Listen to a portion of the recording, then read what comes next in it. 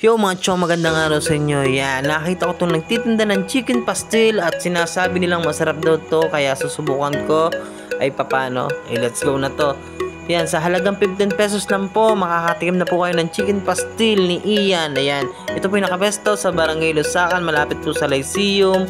Ayan po, kaya po, tara, dalawin natin siya dun minsan. Let's go! Anong oras ka napesto sa Dims? Alas 9 po sa Lyceum, sa Lusakan. Ayan. Chicken pastil po. Ayan.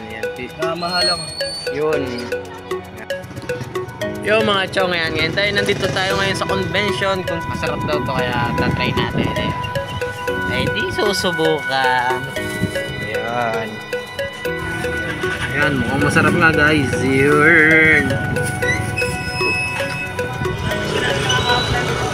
Tingnan nyo naman nga, sa 15 pesos nga pala guys, hindi na nga naman lugi. Bukod sa budget meal, eh pasok pa sa mga estudyante to. Talaga namang mapapawaw ka nga naman sa sarap nito. Mabango pa. First bite.